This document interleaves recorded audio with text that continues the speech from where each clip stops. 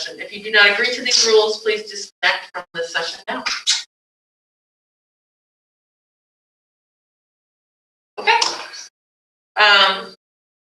So first on our list is a recognition for the new science teacher at the high school, Monica Boyce, who I think, is she joined us? Yeah, Monica, Dr. Boyce is new science teacher up at the North Brookfield Junior Senior High, and like many teachers has been searching for ways to work with students in a variety of in-person, remotely, live learning sessions, asynchronous learning, and she has put together a virtual reality classroom. It's pretty awesome, to be honest with you, and I thought it would be really really neat for the school committee to kind of check out what Dr. Boyce is doing and how it works.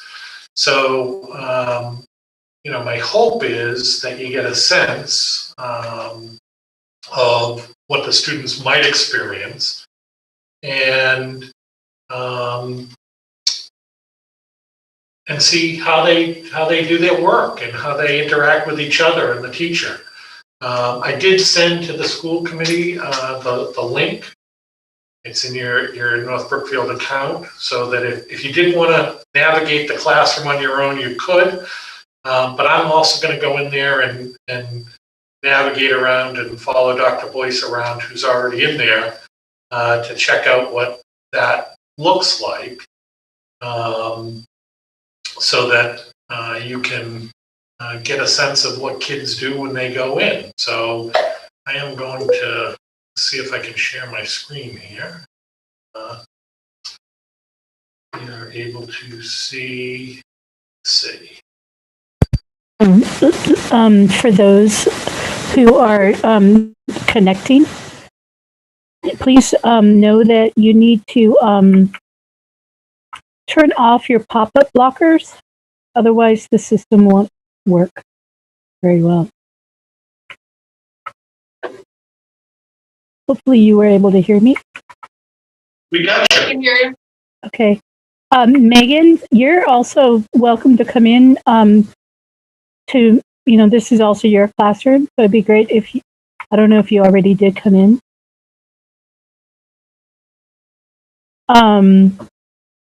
So, Mr. Lind, could you name yourself? So, yeah, there you go. And I'm going to put on my voice in the space. Hopefully, if we get a feedback, let me know. We have another student that is joining us here. Hopefully, Cole can come around. Hold on one second. I'll catch him. I am moving, by the way, just so that people know. This is me actually rolling through the class. 1 second. Yeah. Cole's a lot cooler than me. Oh, there's Cole. He came through the wall. So just to check, you guys can hear me, right? Yeah. All right. Cole and Megan could, if she would like. You guys can show the people who we're showing this to how it looks when you share your video. You'll look at Cole here. He's standing in front of, oh, there he goes. He's going to turn on his video, and some teachers like to see video of their students sort of for compliance issues, to make sure that they're focused on task. I don't know where he went. So if you guys navigate over here, this is just a quick overview here. If you take a look at this North Brookfield School Committee. All right, good. I see a little bit lag for you, Mr. Lynn. So not to spend too much of your time there, but you can take a look here and see some of my rationale for why I'm using this space. But since I know you guys have a lot of things to go into, oh, hi there, Maria. We have video going here. I don't have my camera hooked up. I'm going to try to slowly move around to not lose you guys. This is the biology classroom, and usually It's clearer than this, but I added some material here to help you understand how to move around in the space. But if you'll follow me and Megan, you can see one of the things that we're doing remotely in doing remotely in the biology classroom is touching on MCAS. So we don't do the MCAS in the classroom. We do have to take the MCAS test.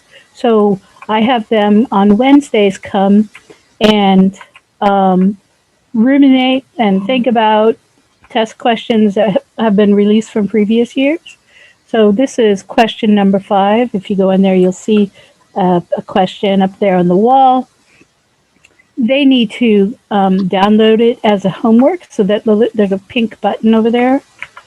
Yep, he's good. That's great. I can't look at both. Oops, let me turn off that. Okay. Also, when we're in the square, we can't hear anything. All right, great. Now I can hear you, Cole. I didn't hear you before. If you're in these little squares, you can't hear anybody outside them. So, all right.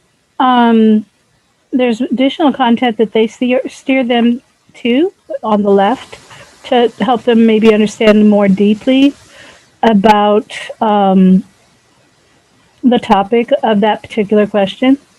So it's you may not be familiar with this called Ed Puzzle. Anyway, so it could be that, it could be a video, etc.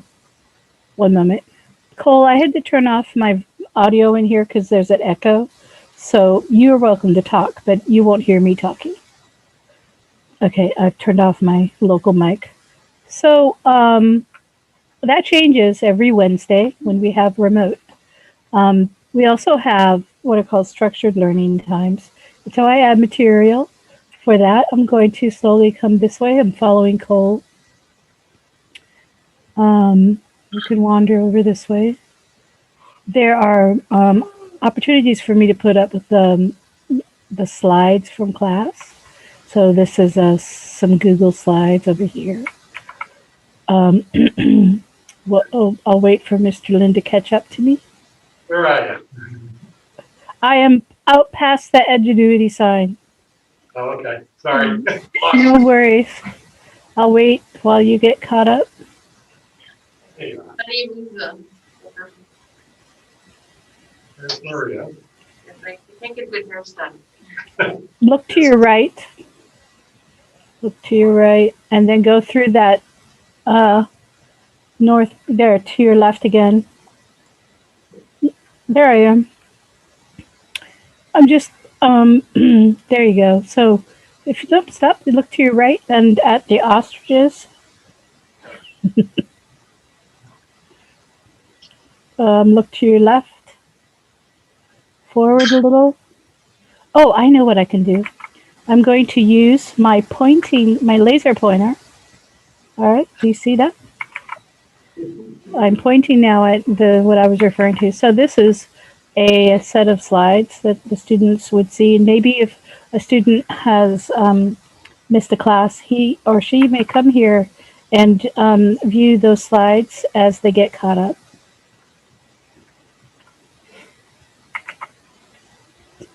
Cole, would you like to say, add anything, or maybe Megan, take turns and talk about your experience in using this and how it might help you with experiencing remote schooling? So with this, I was able to, if you go on to the other side of the room, there's a schedule.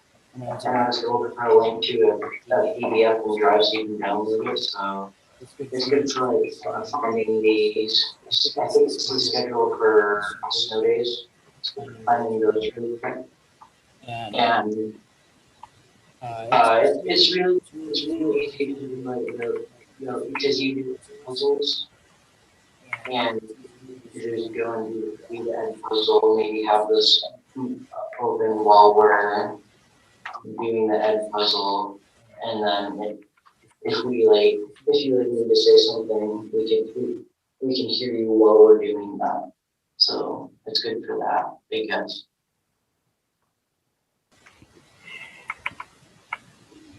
Excellent, thank you. And how about you, Megan?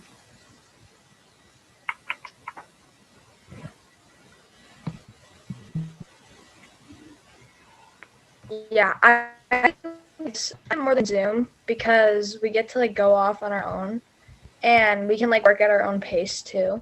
So for the Ed puzzle, it's like really easy to like download it and then play it. And for the PDF, it's really good to turn into. So I like it. that's when you turn your mic on.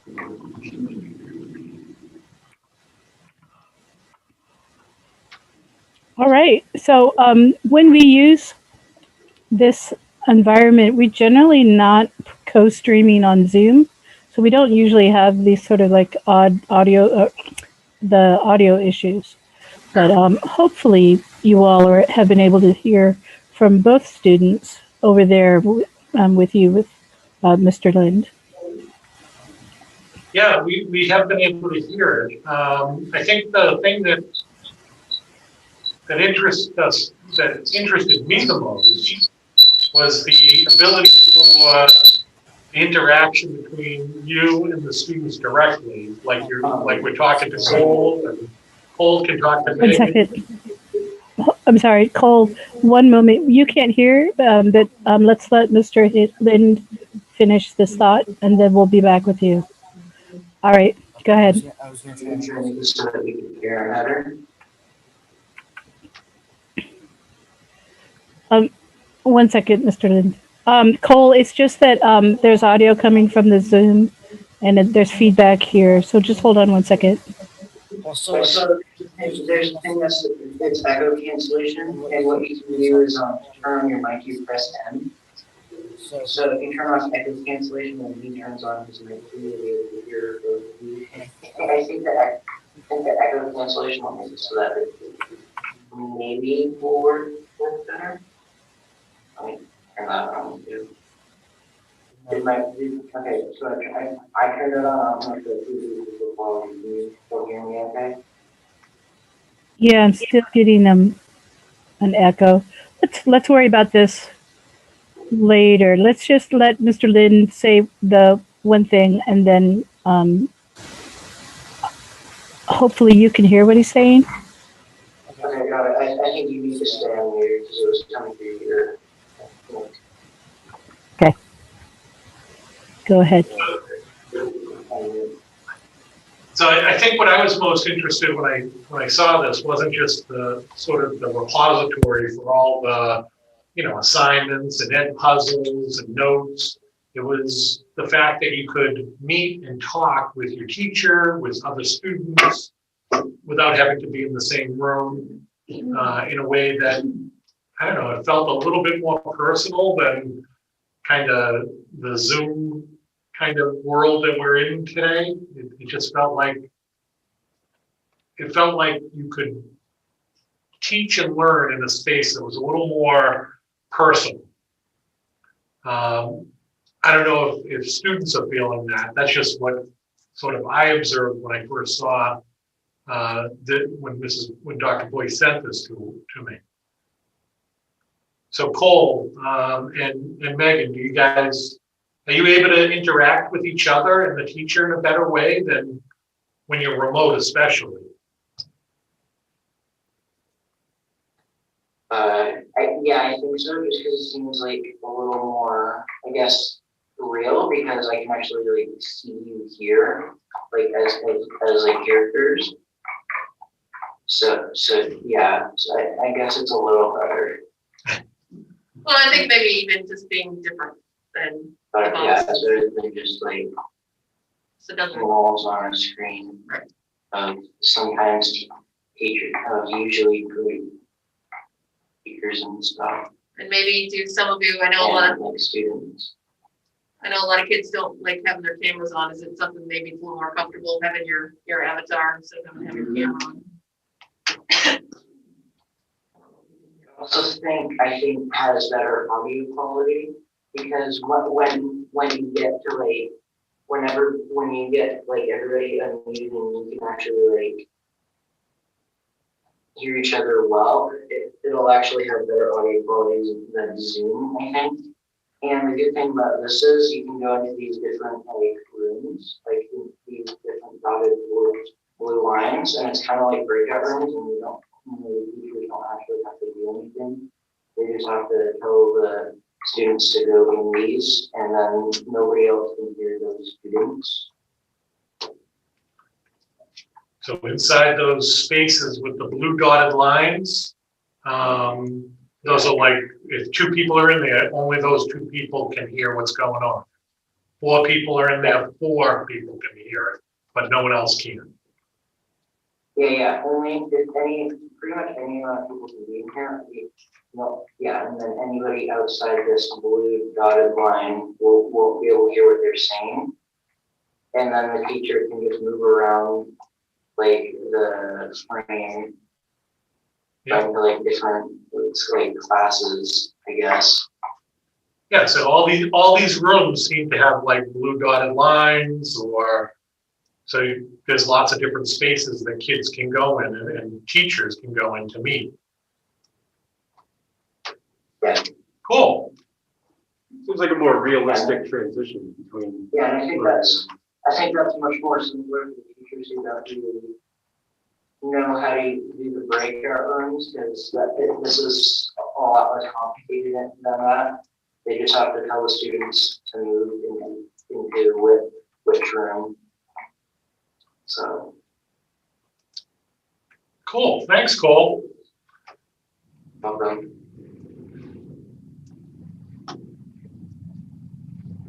So, Dr. Boyce,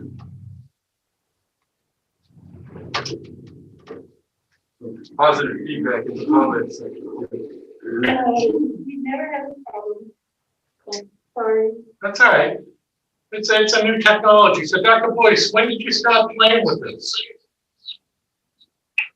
I'm sorry. When did you start putting this together? I am thinking. I think it was I think it was like a week or a couple weeks right before Wednesday started. We started getting you had to be there on Wednesdays. It was like a little bit before that. I think I agree. Because it sort of like became something that I was able to use, especially important, right, when we started doing those remote Wednesdays. There are more functions that we haven't explored yet, and now that other teachers are going to start playing with those, I think it'll become even more interesting. So the story will continue. Yeah, because you can add like different audio things for different audios and the different videos for other people to watch at the new frame.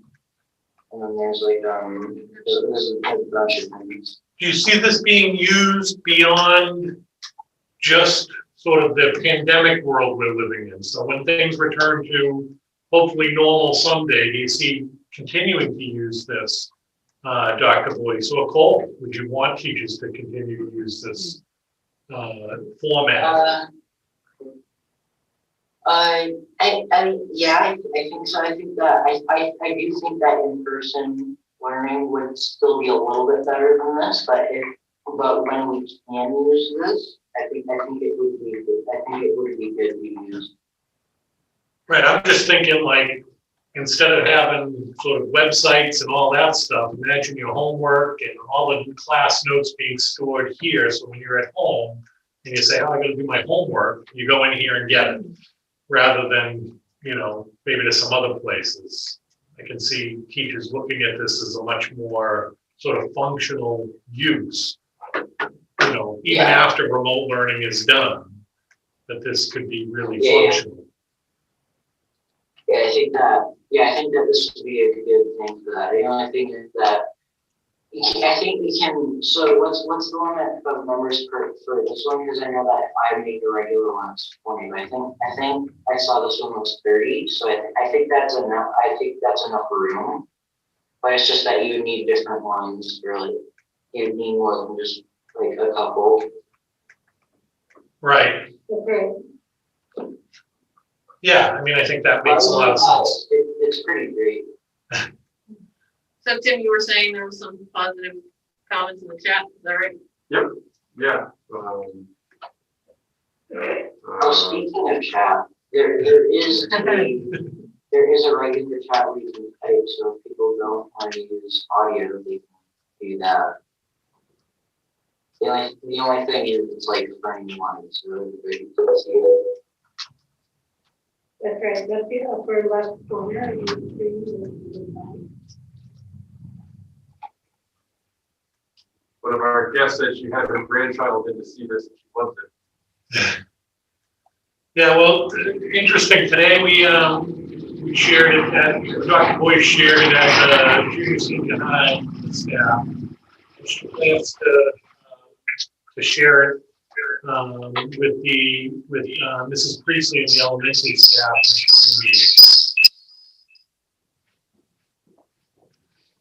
So we know there's interest from some teachers.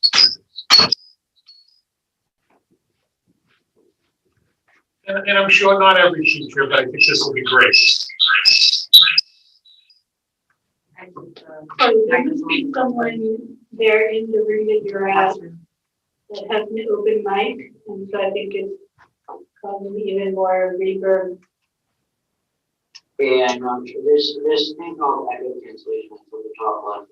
It's like the circle or the square. You can click that and I think it should help. It like disable echoes.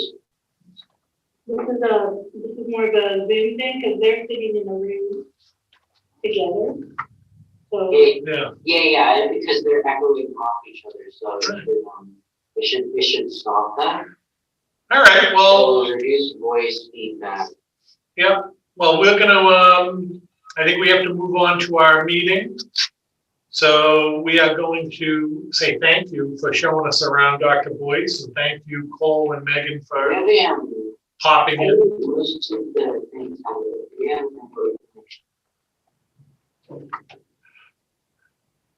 Thanks very much, Dr. Boyce. Yeah, thank you guys. That's excellent. Love seeing that innovation. Thanks to all of you guys. Thanks, Dr. Boyce. Good night.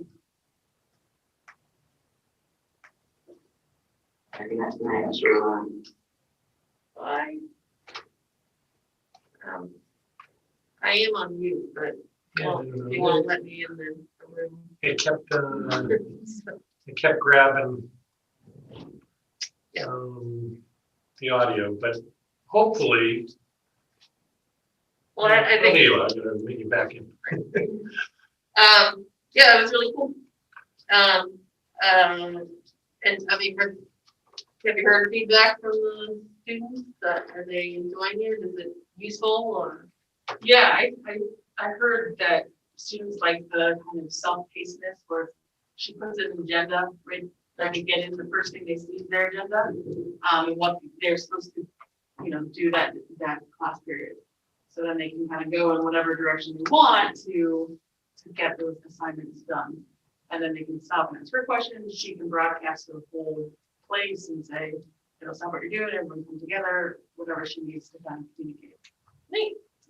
That's cool. I just see more kids engaged with it. Yeah.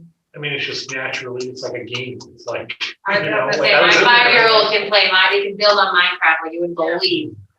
5-year-olds to be able to navigate this. So we did a staff room in like a different frame with our staff there, like this room was saying, and it was some learning curves for sure, but they were having fun. Like they were excited to kind of literally go find pictures, and they had a whiteboard they had to write on, and they had to. So it was definitely even engaging for the teachers that were playing around with it today. So we're doing that next Monday. So Great. all right. Thanks for telling, she didn't hear us, please tell her thanks to Dr. Boyce. Hi Megan, do you want to give us your update? Yeah. So just like last month, Stuco's not really doing a lot.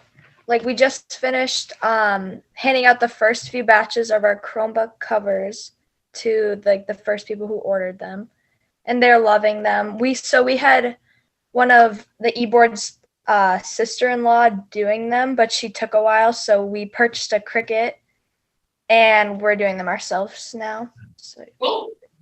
yeah. Can you And share? Can you share a picture of them on your? The Stuco has a Facebook page. If you need to see. Mhm. Okay. And then we have a few nominations for the MASC overall. So Rebecca Miner was nominated for the James Rokas Award. Michaela Bokus was nominated for the Unsung Hero Award, and Miss Malone was nominated for the Henry Sullivan Award. And I'm sorry, what is this organization? Can you just remind us again?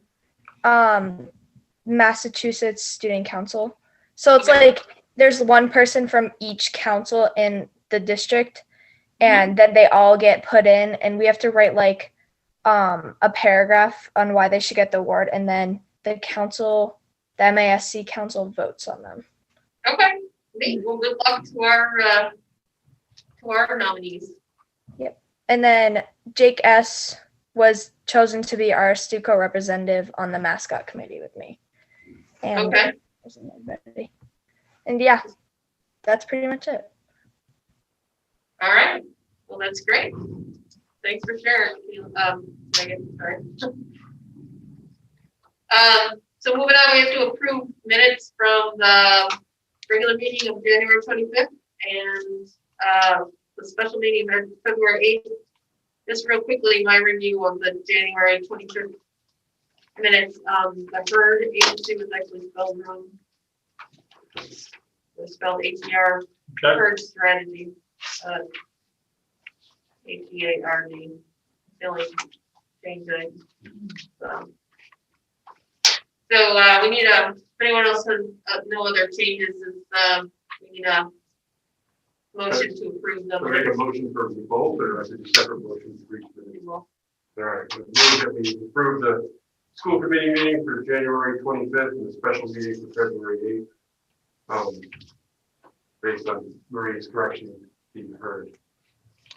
So we got herd immunity on our minds.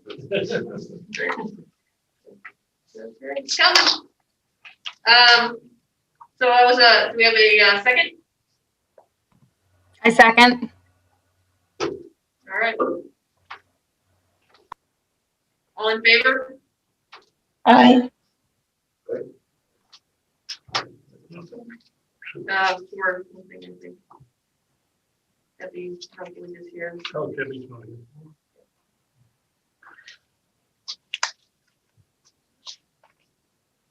Okay. So I don't think we have any correspondence. Nope. Or the budget presentation is later. Yes. Correct? Is there anyone who is joining us from the public who has any comments or anything they'd like to add? Okay. Is everyone muted? Could they raise their hand if they wanted to add something? Make sure everyone is. Okay, well, if people are muted, feel free to raise your hands or message us on the chat that you have something to say. Give me 5 seconds. All right, so moving on to school committee reports. Mrs. Powers, you're up. So to kind of start us. School committee report. Oh, sorry, the school committee reports. I'm sorry, yep, I'm sorry, I was thinking of You're jumping to the end. their reports. Yep, sorry about that. So, financial reports. Financial. So in your packet, you have the, both the district lines of budget and the grant and revolving lines. These are slowly getting straightened out. With our new town accountant, son? A new town accountant is helping us get there. She is working with Mary Beth Kolarski to get things back on track in terms of some of the challenges we had getting accurate balances. And so I think this is a little bit closer to where we need to be, although I think there is still some work to do. Again, I think we're still in a similar place as to where we were in terms of the district lines. I think we're in excellent shape. Again, some of the lines that stand out will be things like homeless transportation at the high school. We make an estimate at the start of the year. In general, it's not a very large budget line that we put in there. And this year we ended up having a pretty significant situation with transportation for the student. Also, some of the salaries you'll see are a little bit off. For example, the adjustment house at the high school had an adjustment to his pay. And the building lines, again, the high school building itself, it's a maintenance line. It's a building that, as things come up, they need to be repaired. Last Friday, one of our doors wasn't working correctly. We got a company in to repair it. Just after 15 to 20 years of operation, things need to be repaired, and that just is what occurred. So there are some lines, again, always the sublines, things like that we keep an eye on, but the great majority of them are in really good shape for where we are in the school year. And I anticipate us having some unencumbered funds at the end of the year that will support our budget as we move forward. Okay, and you do freeze the budget at some point. Yeah, we've passed that. No, that's what I'm just reminding people. Yeah. That's typically what happens so that we can manage our money. Right, and I usually try to wait until around the first of the year. Sometimes it's a little before, sometimes it's a little after, but often, if something wasn't purchased that someone said they wanted, sometimes the question is, do they really want it or need it? And it doesn't mean we're not spending money on things that we just have money. Right. If things come up, we certainly invest in those things. We need a first grade classroom, we need some materials, we purchase those things. So there are a variety of things that we're still spending on, but some of the discretionary spending we've kind of turned off, and that again puts us in a good place. Right. As the end of the year rolls towards us.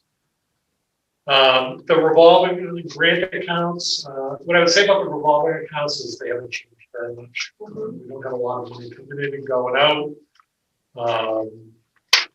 The grant accounts are in excellent shape.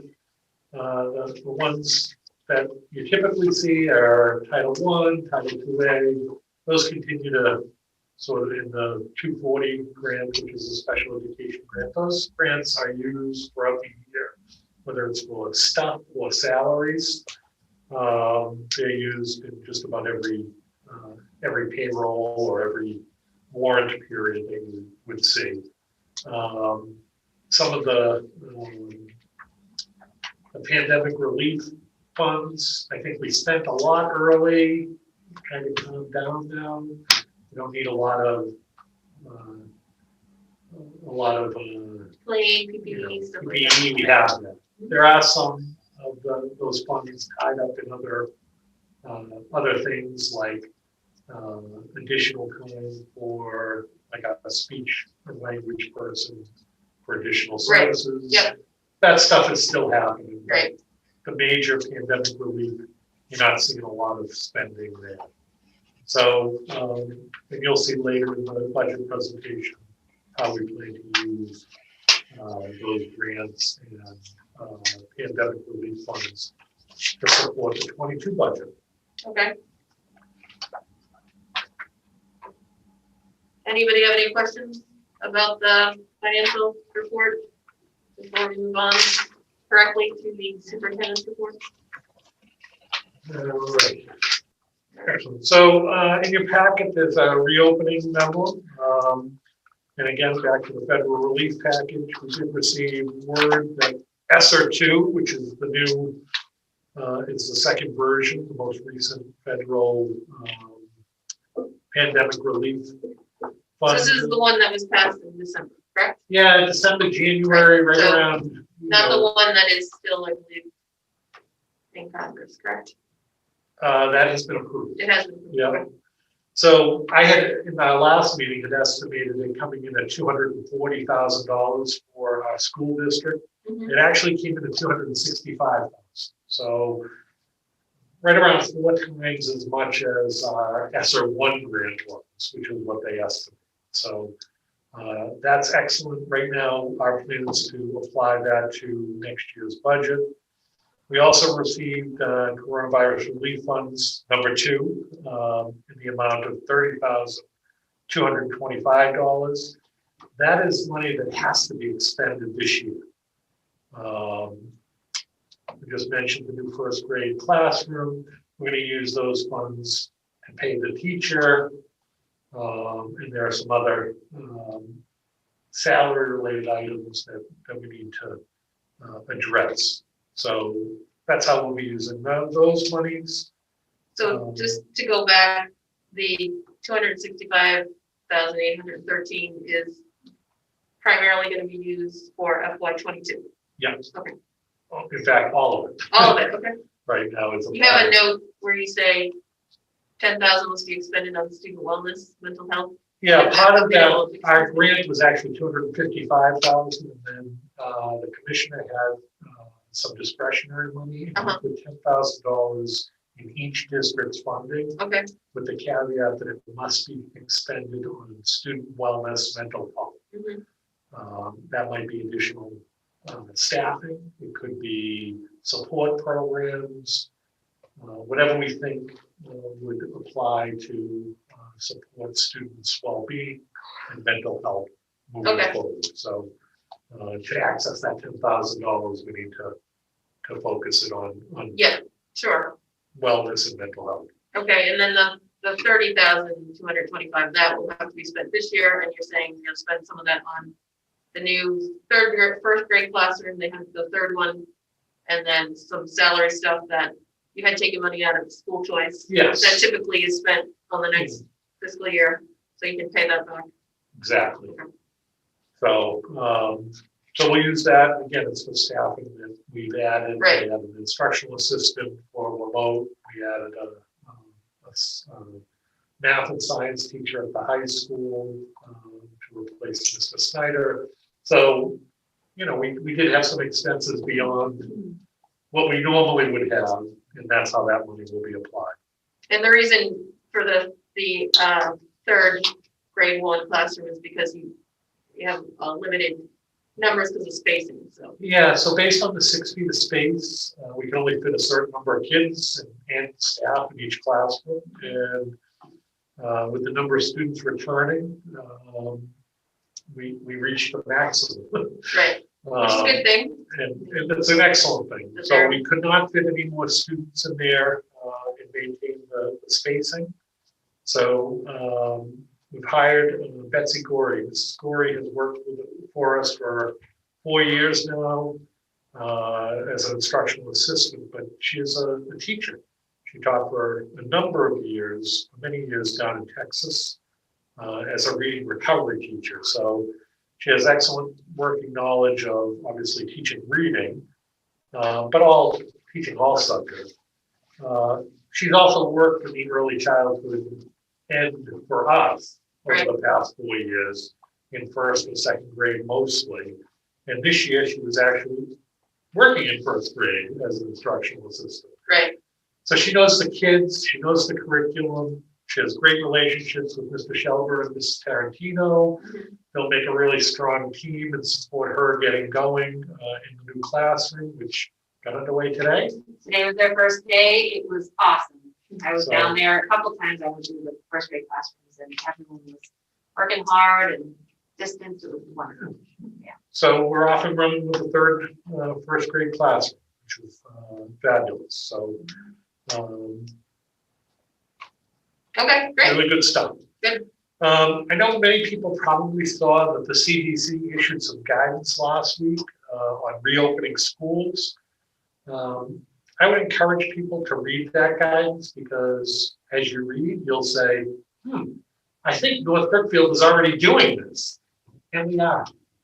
And the media puts out the headlines, they put things like schools need to reopen. Well, that's because there are many, many, many, many school districts that are remote only and not offering any in-person learning for kids. The CDC recommends 6 feet of space, they recommend masks, they recommend working in cohorts. All the things that we've been doing since really August are in the CDC recommendations. They do recommend that at some point we get all the kids back, but they really want to see the data change. They really want us to think about testing and vaccination, although neither are required in their guidance, in the CDC guidance. But certainly communities should be looking at those kinds of mitigation strategies. So I just would encourage the committee, encourage the community to read that CDC guidance because Maybe you can actually share the link to I the will. guidance. because the media does not do it justice. They just put out sort of the big Sure. headlines saying in-person Right. learning has to happen. And Right. people read that Yep. as we got to get every kid back in school Right. full time, and Yep. we do. But the CDC guidance right now does not recommend just jumping in headlong. It recommends having 6 feet. Right. It recommends. Go ahead, Elizabeth, sorry. Oh, sorry. No, you were starting to say, I think, the clarifying question I was going to ask, which is, were you to bring students back full time, that would not allow you to maintain the distancing that you currently have in the classrooms. Is that correct? That is correct. Yeah, we Okay. have the distancing requirements, and certainly it's something that we need to talk about at some point. I don't know what the right timing is, but I think a conversation between and among stakeholders makes sense. I do think, as the data gets better, in terms of the numbers get better, that conversation should pick up. As we get closer to the point where educators can be vaccinated in the next, I don't know, I hope a month, There's maybe actually less. there was a question, I can't quite read it, it was from, Mark, What is the data that you're looking at for getting back fully in person? So each week I send out a weekly update and there's a dashboard on there, our NBPS dashboard, and it covers a variety of data from total number of cases here in North Brookfield, our positivity rate over the last 14 days. Which we just got back into the green on, so. We did. Good for North Brookfield. Yeah. Keep it up. Yep, Keep it keep up. going. We look at the number of cases here in school, the number of close contacts, where those contacts are happening. Are they related to school or outside within their family or other situations? So we look at a variety of data to try to make the best decision we can in terms of the learning model. Again, the data looks good. It's getting there. I'll be interested over the next 2 weeks to see how February break impacts that. Because when we're on break, some of the health and safety protocols, sometimes we get a little lax on, and that's what we saw over Christmas and after Thanksgiving. So hopefully we don't see a kind of a step back to worse numbers. But we certainly are looking to make sure that we have the right mix. We don't have any one data point that we look at and say that's the number. We try to look at all of them and look at them in a holistic way that allows us to really make the best decision. so it's something that probably not gonna be over, it'll be not gonna be right away, but hopefully if things continue and if teachers are able to get vaccinated, there's a possibility of some improvement. Absolutely. Yeah, I think getting educators vaccinated is going to be really important. There's some more, this one in the chat. I can't read the chat. The question is there not more class space available over at the high school that we can utilize to spread the cohorts out, thus getting all the students back into class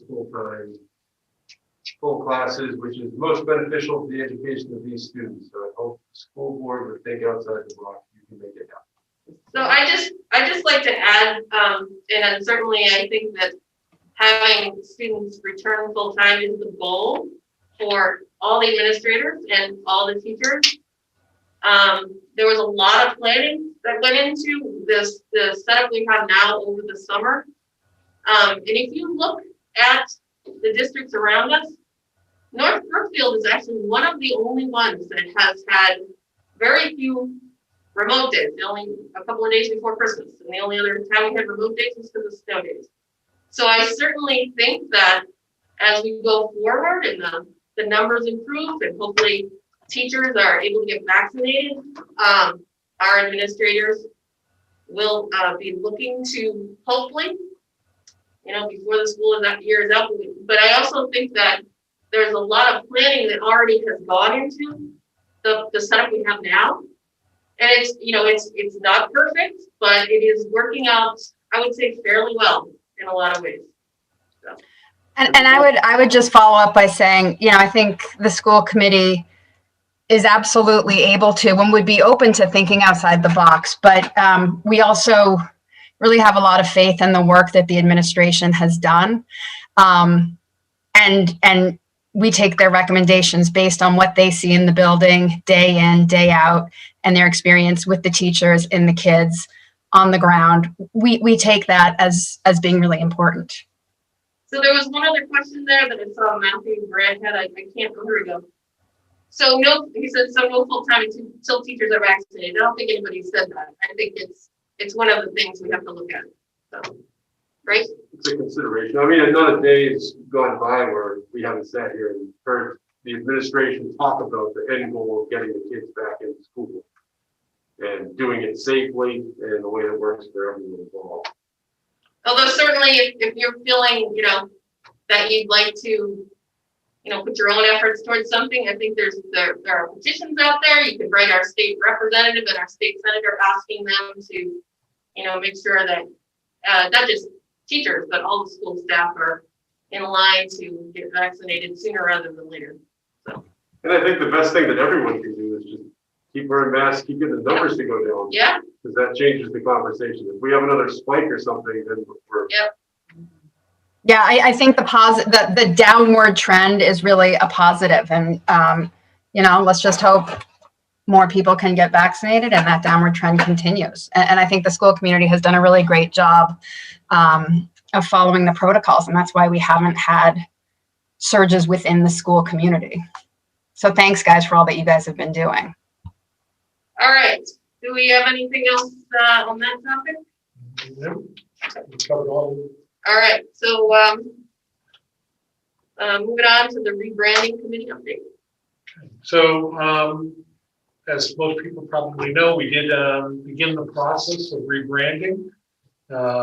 We've begun to gather names and put together a committee that Mrs. Powers will be leading. And the committee is made up of staff, students, parents and guardians, and community members. I think we're wrapping up. We're still, I think, looking at one more committee member, one or two more committee members. We've also sent out a survey to gather some suggestions for new nicknames and mascots, and we have some number of suggestions at this point. And Mrs. Powers has put together a timeline for how and when this will all happen. As we mentioned last time, we'll be working with Herd Strategy. They are a company that works on a marketing company that does this type of work. Jake Messia, who is from North Brookfield, is the owner of the company, and he'll be working with us. And Mrs. Powers and I met with Jake, and we put together a kind of a timeline and a general timeline, and Mrs. Powers kind of operationalized it and really outlined what we're doing. And our hope is that we're able to, on the Monday, June 14th meeting, have a recommendation for final approval to the school committee. If you remember last meeting, you approved a policy around nicknames and monikers, and it outlines sort of the process by which we'll go about it and some of the things that we need to consider, including gathering community input, student input, parent guardian input, staff input, which we are doing through start with a survey. And in the coming days, that survey will close, I think at the end of this week. And then next week, the rebranding committee will have its organizational meeting to get started and begin the work of meeting with focus groups and coming up with what will be ultimately our nickname and mascot. So, who are you looking for more members? Are you looking from the community? Are you looking community. Okay. Yeah. Yeah, so I have some feelers out for some people, but Okay. kind of solidified people for Maybe a the. few more community members to get on board. Tell your friends, everyone. I think one or two community members and we'll have a full group. All right. Thank you for that update. So, Mrs. Powers, now. Great. So just a couple quick things for the junior senior high school. I wanted to just reiterate the work that the teachers are doing to build in some additional remote learning times through our Wednesday remote classes and our live instructional sessions that are happening for the opposite cohort who are home on days when the other cohort's in class in seats. So it seems to be working really well to have additional face-to-face time, both virtual with the students. And so teachers, I think, are using a lot of that time to just keep curriculum moving and connecting with students, which has been really positive. The other update was about the virtual classroom experience. Like I said, we did have our staff meeting today where they got to explore the classroom experience, and a couple of teachers are interested in playing around with it themselves for their own students.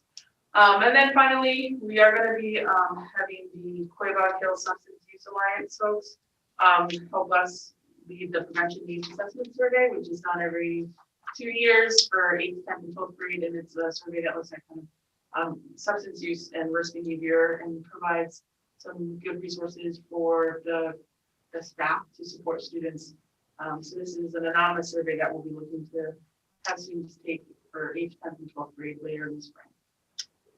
So we did have a question that I missed in the chat, going back to the rebranding committee. They want you to expand on what you mean by community. So we're looking for somebody who who lives in town or is a member of the town in a way that either they represent one of the board of health, et cetera, like if they're One of the committee members? Yeah, like, they're definitely part of the community, even if they don't necessarily live right in town. right.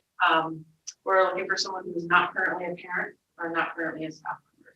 We wanna Okay. really make sure that that has its own. Could be a business owner, could be a member of a community organization. Okay, so like NB Helps, for instance. Sure. Something like that. Okay. All right, there you go. Thanks. Yep, Mrs. Priestley. I have 3 things that I wanted to highlight today. 2 of them are from the report. The first being the Own Voice, the hashtag Own Voice Books movement, which a team of our teachers, Mrs. Fernandez, Mrs. McCoy, Mrs. Pratt, and Sika have been working together to bring awareness to adding titles of books by diverse authors that write about their perspectives. So having authors of color who are writing about characters' experiences of color and representing those titles really from a publication standpoint, because it's something that these authors have not been represented typically in school libraries. So we had a workshop today, this afternoon, where teachers could examine over 100 titles they put together in book bins for the people who are in person, and digital access for the folks who are attending remotely, to read them, to analyze how they could be useful in our current curriculum. Where do teachers see themselves using these different stories, whether it be in science or social studies or part of a literacy unit. So I hope to see some really good feedback from that workshop today. The second was the impact group that Mr. O'Neill and myself are part of. This is the WPI STEM Center has a recently approved project where 6 school districts in Massachusetts will come together to create professional development opportunities around computational thinking. And it comes with stipends and stuff, materials, things that you can purchase for your school. It's very exciting. We're just in the early stages of this group. We've met a couple of times to get to know the other members of the partnership. And this is going to be over the next 2 years that we will work on. So That's great. Very exciting stuff. And then the third thing is not from my report, but tomorrow is the 100th day of school. Yay! Big celebration tomorrow for both our in-person and remote students. So look forward to that. Oh, and we are having the winter walk in the morning. So make sure you bundle up and Oh, yeah, that's right. we're walking to school. So, So speaking of that, so the cohort B winter walk, lots of fun. it was awesome. And so tomorrow, for those of us that forgot, cohort A has their winter walk, start meeting 7:30 down at the fire department, right? Yes, and we're gonna leave promptly at 7:40, because it takes us about 15 to 20 minutes to walk to school from Right. there. So if you don't make it at that time, you can meet us along the way. Dress warm, and also our remote students are welcome to join us too, as long as they have a ride home when they get to school, so they can get home to do their school. And possibly this will be a more regular thing. I do hope so. I'd love to make it a monthly thing to start. I know one of our neighboring districts does a walking Wednesdays, which I think would be fun to do long term. And then you know when the National Bike to School Day is, right? We are doing our bike to school in the spring. Yeah, so look forward to that. Lots of good stuff. All right, cool, thank you. Mr. Minucci joining us remotely today. Hey guys, thanks Sarah for bringing that up. I'll see you at 7:30 in the morning. You're welcome. Appreciate that. Yeah, actually, can you put a So, reminder? I'm going to highlight something that's a little bit boring, but it's something that's very important for student services. This year we updated all of our manuals, our special education manual, our English language learner manual, which we actually wrote from scratch because we didn't have one before, and a 504 manual. And I need to, when I say we, it's really me and Melody Spence. But there's an awful lot of work that goes into this, so I wanted to highlight that. These are resources that allow all staff to access everything from what the laws are to procedures to protocols for student services. So we spent a lot of time updating those, and all 3 of those are ready to be put on the website and ready for use. So that's my highlight for today. All right, well, that's, although you say boring, it's crucial work to have. That it absolutely is crucial. Yep. Thank you. Thank you. I saw that Mr. Shaw was with us remotely as well. Oh, wait, sorry, gonna go back to Mrs. Powers, sorry. Sorry, Marty, you're next. All right, so just a quick update. I talked about the multi-tiered systems of support team that's been working, formerly the PAS team. So it's a district-wide group that is working on kind of looking at the behavior expectations, academic expectations for students. At the elementary school, we're kind of revitalizing Starbucks and treating it as a school store, and at the junior senior high school, the motto respect, responsibility, and readiness has been part of the school's culture for a long time. And so we're reinvigorating that, starting with looking at respect this week and asking students to tell us how they see respect play out in different parts of the school. So it's a really great opportunity for not only each school to do some work in this area, but really to bridge the two schools together. One of the things we're looking at is a transitional element for our 6th and 7th graders, and thinking about the coming from Starbucks, what are they kind of walking into? How do we kind of help that transition? So I'm super excited about the work. The team is really, really great. So. Great. And I saw also you made a note that you participated in a anti-bullying webinar. Yes, the Department of Education put on an anti-bullying webinar for school and district leadership. We're really looking at kind of bullying data across the state, as well as looking at prevention, help resources, and having some good context. So it was really helpful and useful to keep in mind the things that we need to do in the preventative components of anti-bullying work. Okay, thank you. Okay, now it's your, so not you yet, sorry, Cindy, Mrs. O'Hara's turn. She's on there, sorry. All right. So technology has been a little, can everybody hear me? Yes, we can hear Okay. you. It's been a little like crazy in the last, we got some more, 45 more Chromebooks that we had purchased at the beginning of the year, and then we canceled, and then we got them back, and we were able to purchase them. So we have those. We're continuing to do the budget, meeting with admin and stuff. Started the SIMS report for the March, which is a student information system, all their addresses and stuff. We're on I think our 5th, our 6th one's due out the end of this month. 5th PEBT, which is which is from, I think it's federal government that allows It's a free and reduced students that they'll get like a EBT card that will help each student will get their own.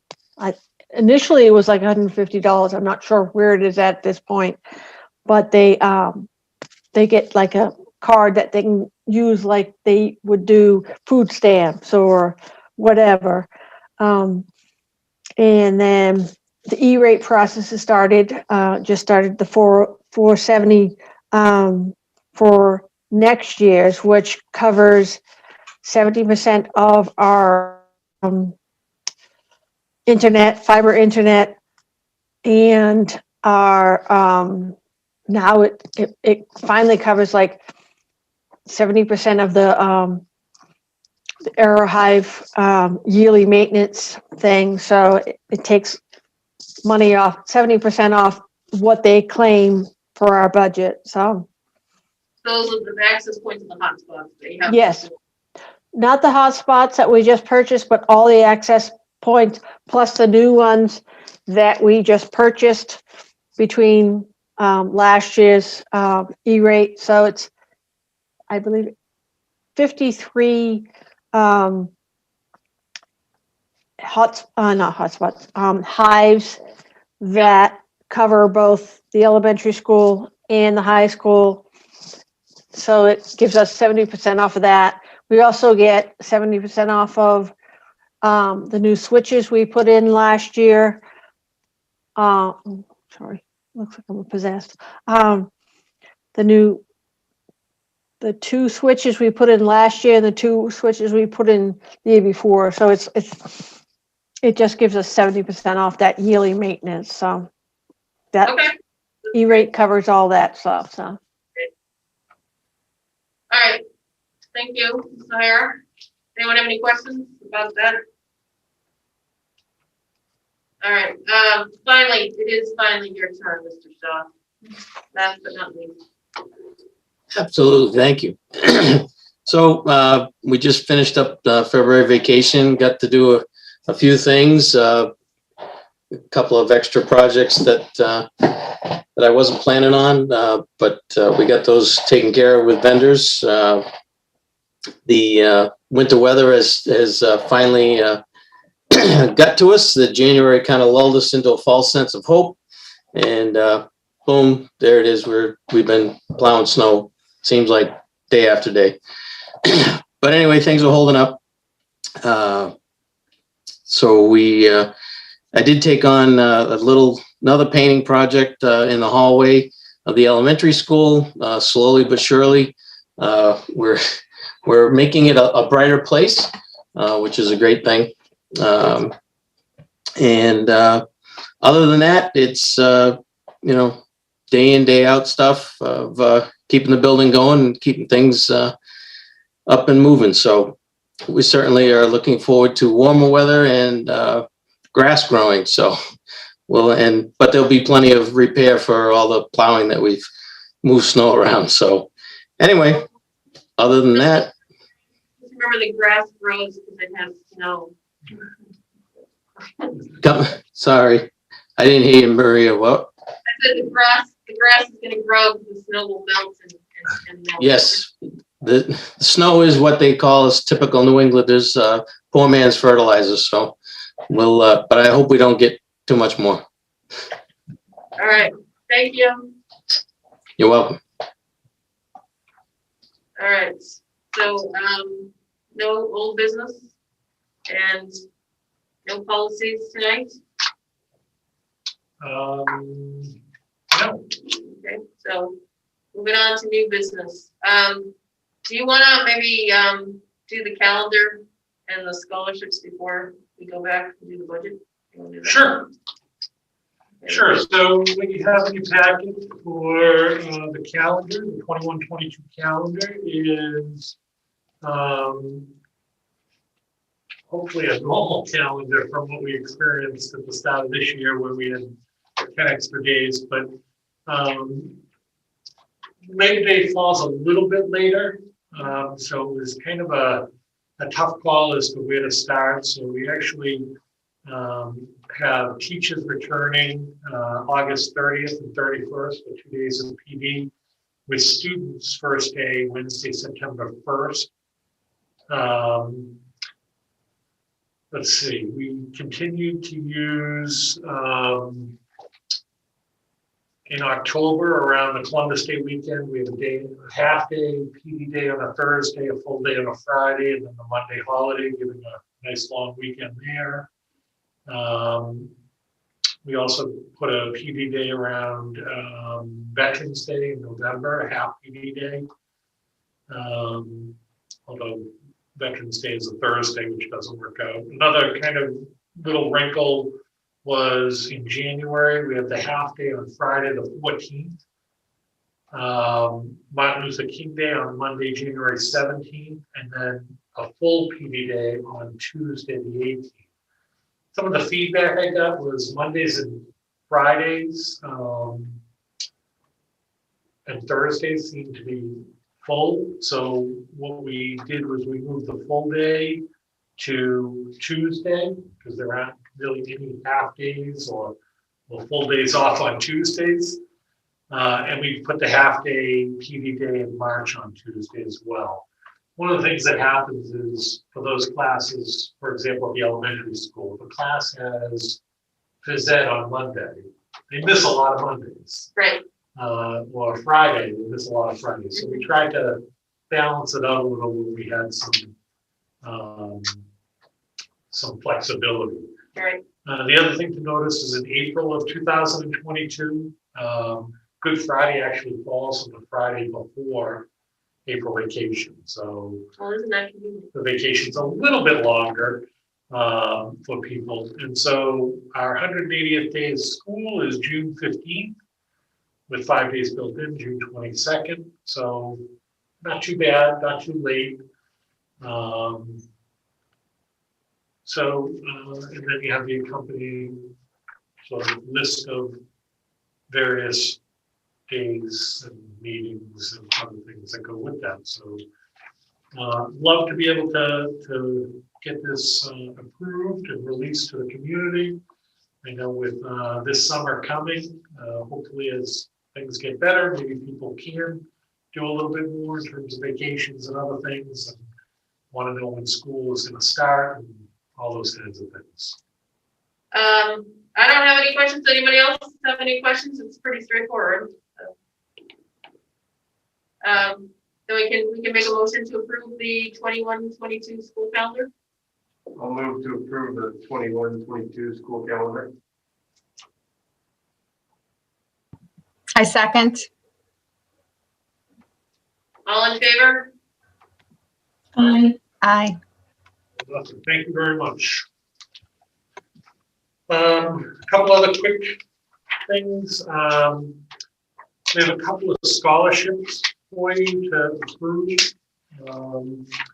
First is the Robert Salem Memorial Scholarship. If you remember, I believe we got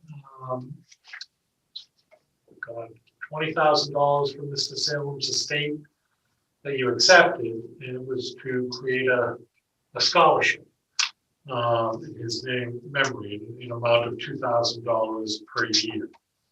They left it very open-ended to us to decide how it would be put forward, and communicating a little bit with Mrs. Powers and Mrs. Bulger. The junior senior high has a scholarship committee that considers all the different awards that and scholarships that can be granted. So we essentially went with that. We tried to use not just academic achievement, but community and school service and participation in extracurricular activities.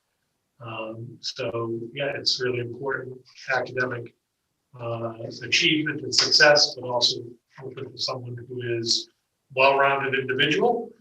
And it would be at the scholarship committee's discretion to select someone. This would not be for this year. It would start for the 21-22 school year. Mm-hmm.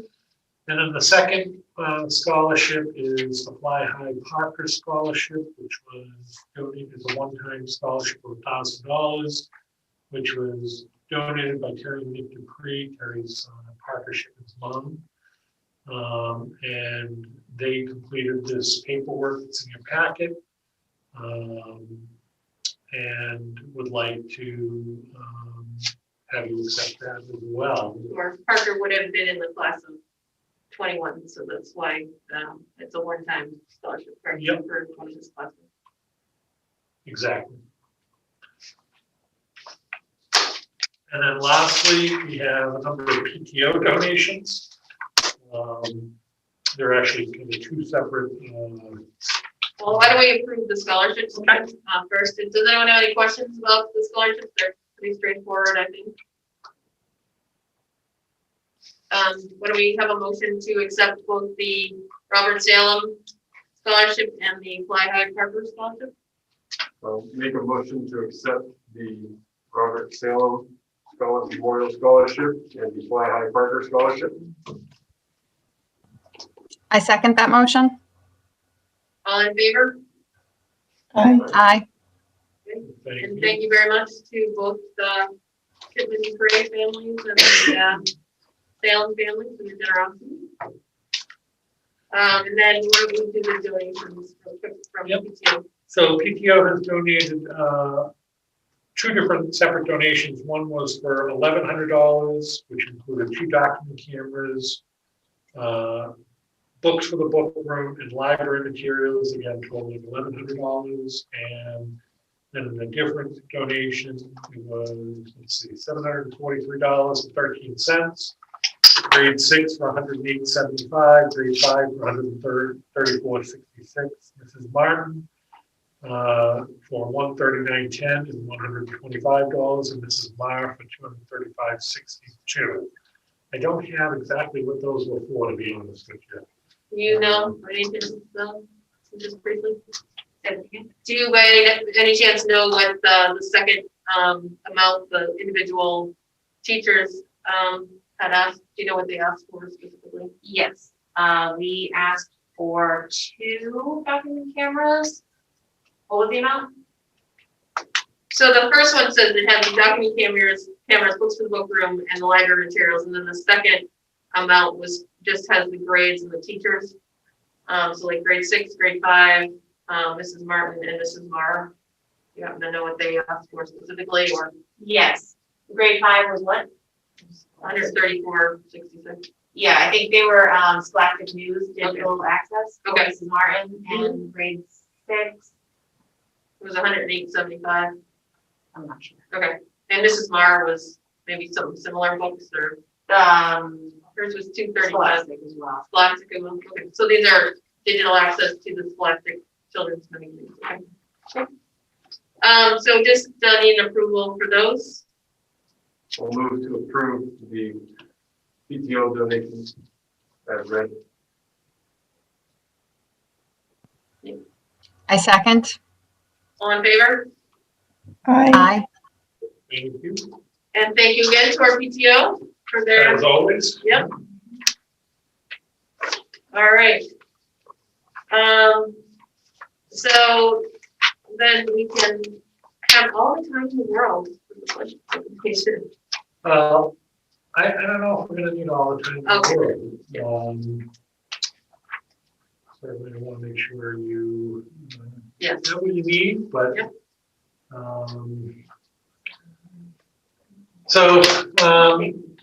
So if you remember, we came in last time and presented you a very preliminary budget that showed an increase of about 11.5%, or a little over $700,000. Again, this was a budget that we created based on what we believe we need.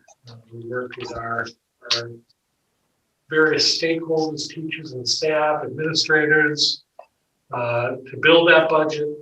We went in understanding that it was our first go around, and we knew there have to be some reductions to that. And so anytime we do reductions, my comment to the administrators is we need to prioritize. The way we prioritize is through our district improvement plan.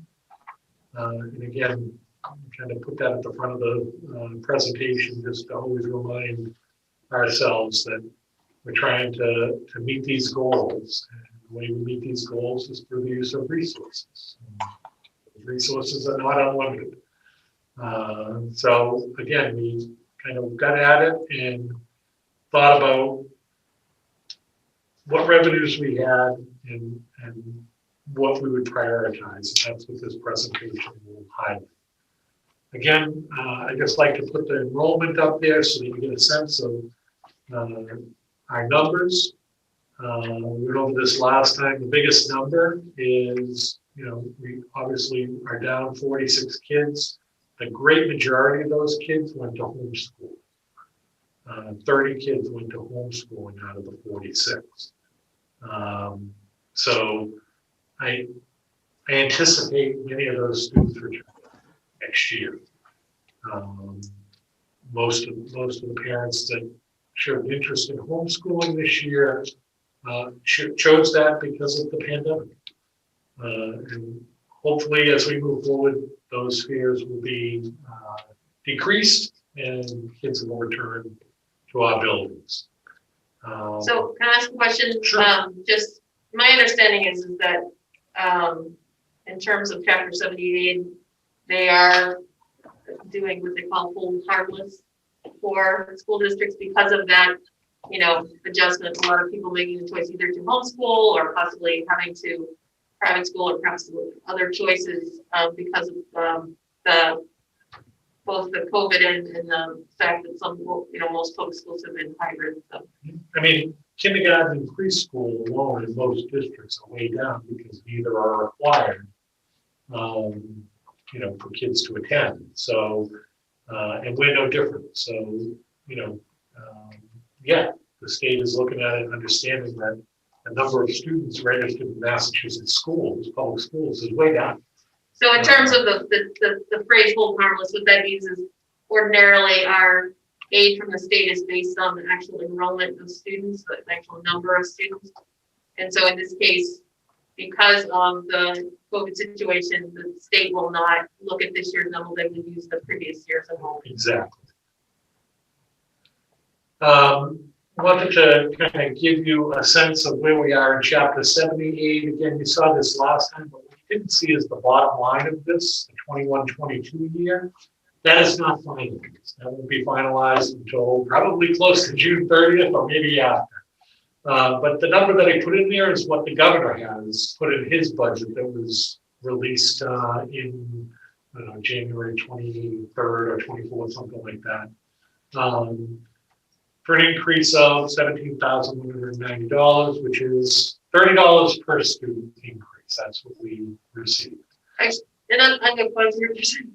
Because I actually think I want to draw people's attention to the percent increase, because Mr. Lynn has very kindly given us the information all the way back to 2013, 2014 school year, which was what, 8 years? Years ago, yeah. Okay, and if you look at the percent increase, it is less than 1% a year. So that is something that I would like people to take note of. That is our state aid from the state legislature and the governor's budget. And so less than 1% increase a year to our school. And this, it's not just our school. The state is also required to send us the number that they encourage us to use for inflation. And typically that's between 1.5% and 2.5%. So the state is telling us things are going to go up by 1.5% to 2.5% every year, but they're providing us with about less than 0.4 percentage point. So that's just something for people to think about, have that in your minds. And the hope is over time the Student Opportunity Act changes this, but not right away for us. Right. About 40 districts received significant increases this year in regards to state aid based those on the Student Opportunity Act. Typically are the smaller cities, correct? Like Worcester. Absolutely. Yeah, the more urban environments, gateway cities, those types of environments. And then also our school budget since 13-14, that shows you what our pre-town meeting budget was and the amount that it has increased and the percentage increase. The problem isn't having a year where you only get 0.41% increase, or back in 15-16 a 0% increase. It's the fact that we never catch up after the fact. The years where we get 2.5%, I think those are years that we can, I think you need about 2.5%. I would say 2.5% per year to maintain and take some steps forward. But when you get a 0% in there and then you don't make it up after that, that's how you continue to fall behind as a school district. And if you look at our school budget at the bottom there, I just took how much has it increased from 13-14 to now, and did the math, and it comes out to an average of about 1.2% per year, which is about half of what we need. And actually going back even further than that, because I was curious, and I have looked in the I looked in the town budgets that are available on the website, town reports. They go back to 2006 on the website, and just doing the quick math since 2006 to fiscal year 21, it's 1.73%. That was the increase from 2006 to 2020. So just to give the people an idea of what the reality is.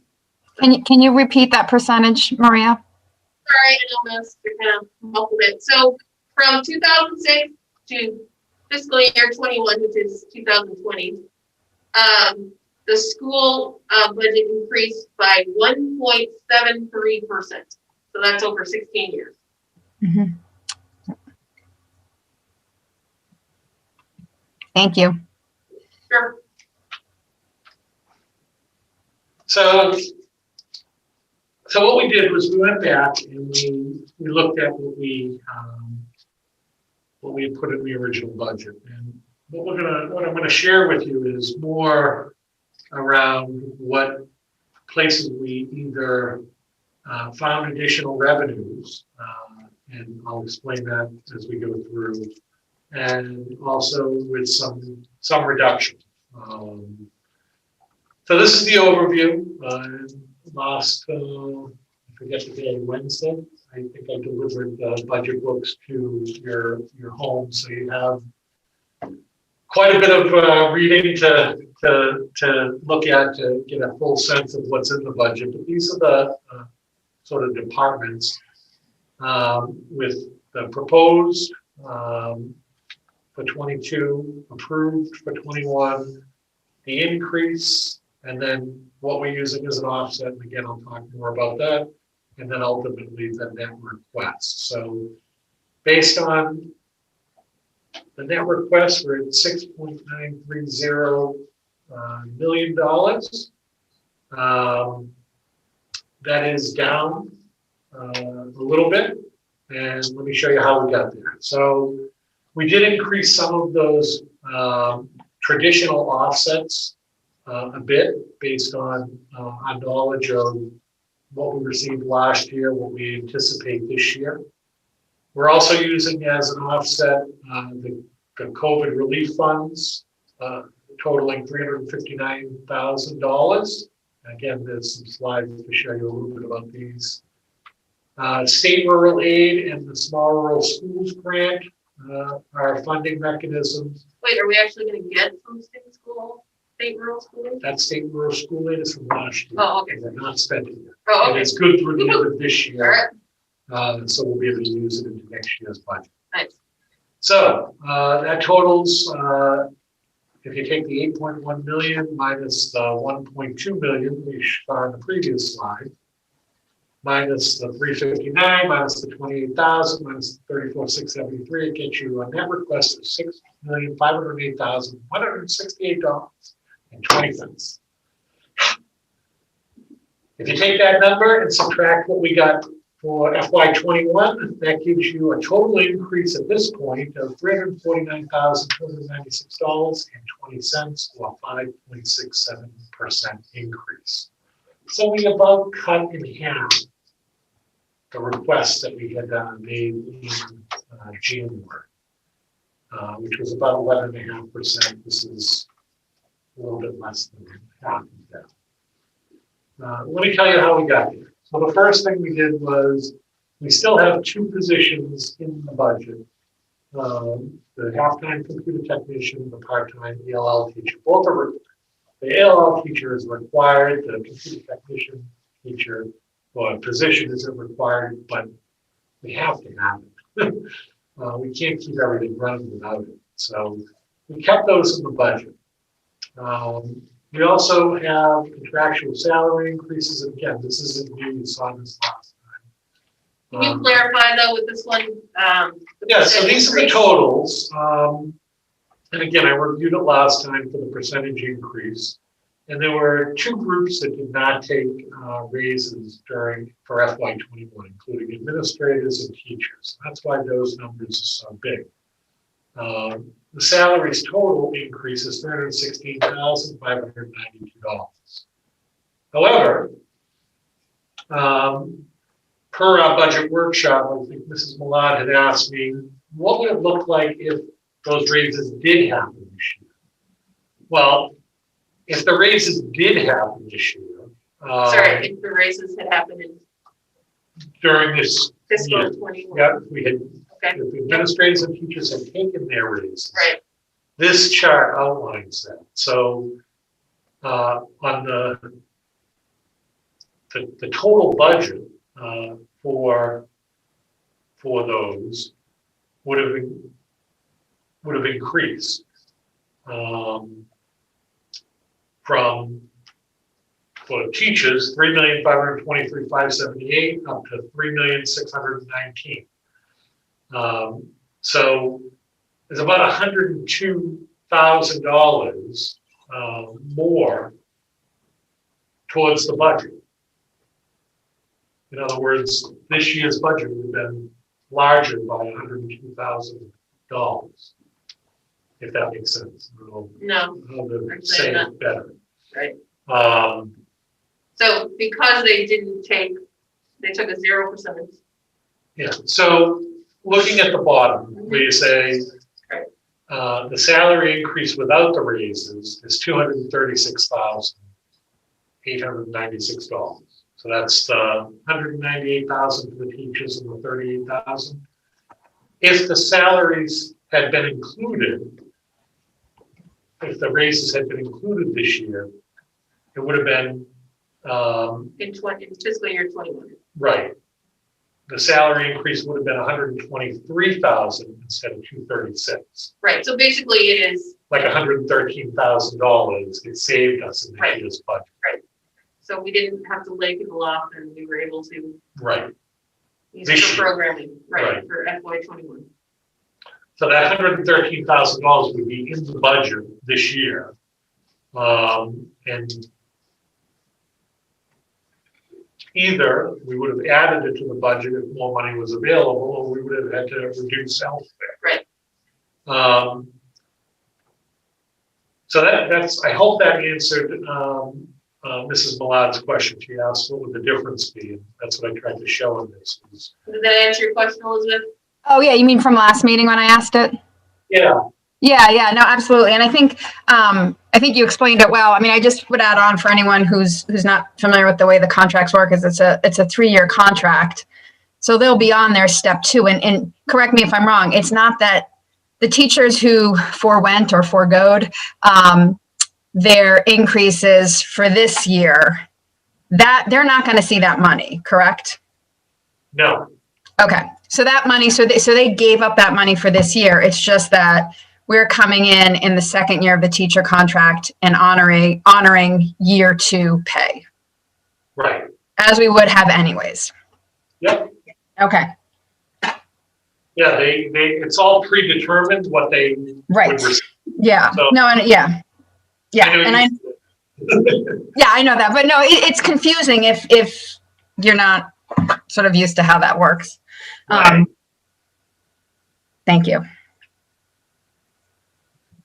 So this kind of outlines it. If the town meeting approved budget for this year was $6.1 million. If we added in the additional salary of $113,000, our total budget with the raises would be $6.272 million. And then if you use that $6.272 compared to the increase I just showed you, our increase would be at 3.82% instead of 5.67%. Sure. So Yeah. again, I just tried to sort of put it in context that Right. the 5.67 is really 2 percentage points is tied to the to the raises. Right. Being quote unquote doubled this year. Right. But they're not really being doubled, they're just being honored, as Right. Elizabeth said. Right. So just so you get a sense of that. Right. So how did I work with the administrative team to rationale about a $350,000 increase? Well, we have new positions of 36,000 in the ELL teacher and computer tech. And we have those contractual salary increases of $316,592. I added those two up and said, that's $352,649. I think our budget is about $349. So we're in that ballpark. And that's why I feel comfortable recommending this to the school committee at this point. We know there's more work to be done between now and the town meeting, but I think this is a good place to be, those 2 new positions and the salary increases. What did we eliminate? Well, we did eliminate the math coach. We did eliminate the contingency placement funds of $40,000 from student services. We reduced the business HR assistant salary.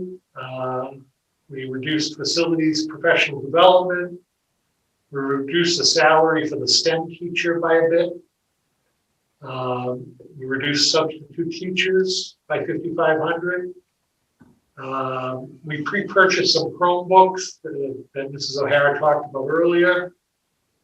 We are not going to provide the Ingenuity electives at the district's cost. They will be available if parents would like to purchase them for their children.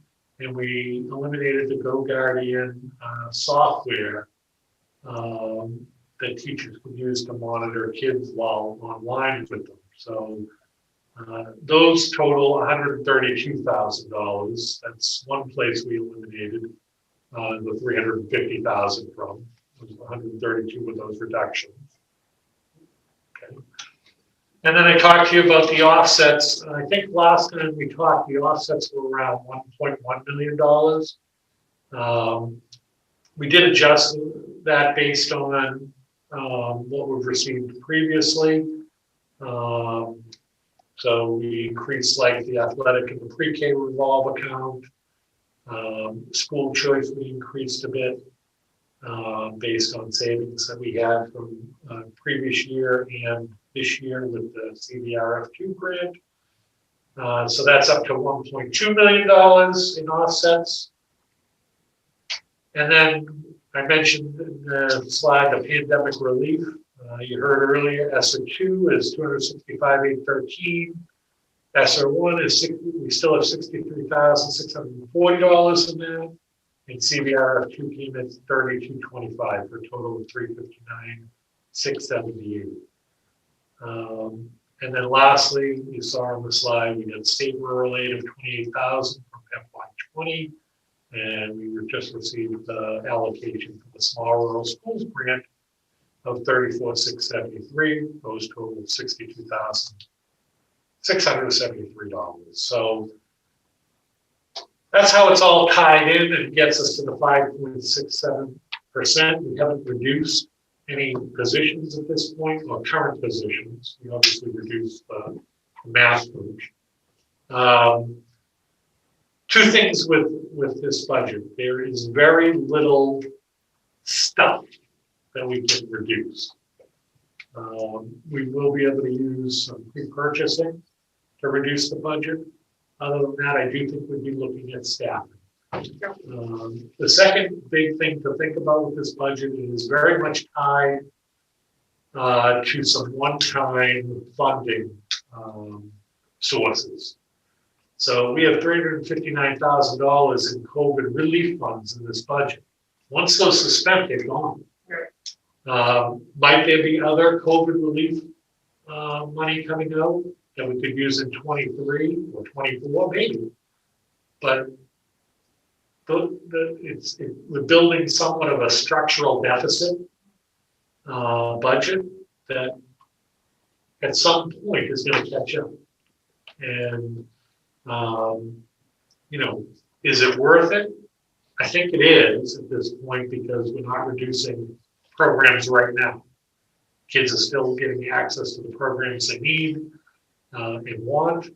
So, but at some point, these types of things, where you build a budget on a structural deficit, on a one-time revenue source, once it's spent, it's gone. At some point it does catch up. And so that could be next year where all of a sudden, we're looking at $113,000 difference for salaries this year based on not taking the raise. Well, just on this slide alone, you have about, $420,000 worth of funding that's really one time. So it's a bit scary to build a budget like this, but these are the times we're in. Right. So there's the bottom line. We're at $6,508,168.20, an increase of $349,296.20, or 5.67% more than FY21. All right, sorry. No, it's just, tonight is the 22nd. By March 1st, I do need to submit the proposed budget to the town. And then between now and the May, June town meeting slot, I'm sure there will be ongoing discussion of the school and town budget. Does anyone have any questions? Has there been talk of meetings with FinCom and the select board? Not at this point. Okay. They have not collected any budgets yet, so I don't think there's too much. So they're just waiting for all the departments to submit. Right. And that we're still a little out from that. Okay. Thanks.